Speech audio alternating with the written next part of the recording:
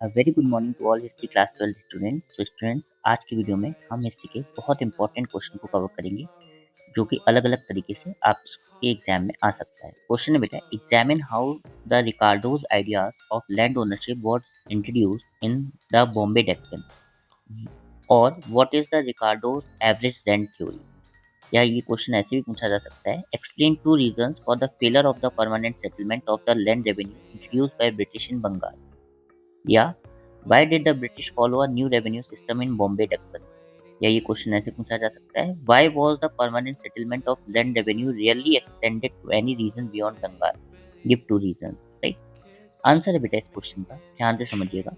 Reasons why permanent settlement was not extended to any region beyond Bengal। क्या कारण थे कि permanent settlement को बंगाल के अलावा किसी रीजन में एक्सटेंड नहीं किया गया। पहला, one reason was that after 1810 agricultural prices were increasing and enlarging the Bengal जमींदार income। 1810 के बाद जो खेती के प्राइसेस थे एग्रीकल्चर के, वो बढ़ रहे थे, जिससे कि बंगाल के जमींदार की इनकम बढ़ती जा रही थी।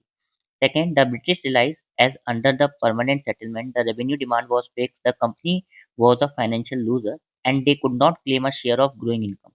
क्योंकि परमानेंट सेटलमेंट में रेवेन्यू डिमांड फिक्स था, तो कंपनी को लगा हम तो फाइनेंशियल लूजर हो गए, क्योंकि अब हम जो एक्स्ट्रा इनकम है जमींदार की, उस पे अपना शेयर डिमांड नहीं कर सकते हैं परमानेंट सेटलमेंट में, राइट। थर्ड है, it was a part of British strategy to expand financial resources by maximising its land revenue. अब ये स्ट्रैटेजी थी ब्रिटिश की कि बंगाल के अलावा हम कहीं भी परमानेंट सेटलमेंट नहीं लेके आएँगे, जिससे कि हम ज़्यादा से ज़्यादा फाइनेंशियल रिसोर्सेज़ को इकट्ठा कर सकें और लैंड रेवेन्यू को मैक्सिमाइज़ कर सकें। अगर किसी ज़मींदार की इनकम बढ़ रही है, तो उसपे हम ज़्यादा टैक्स लगा सकें। Fourth, the thinking of the policy makers was shaped by the economic theories of David Ricardo.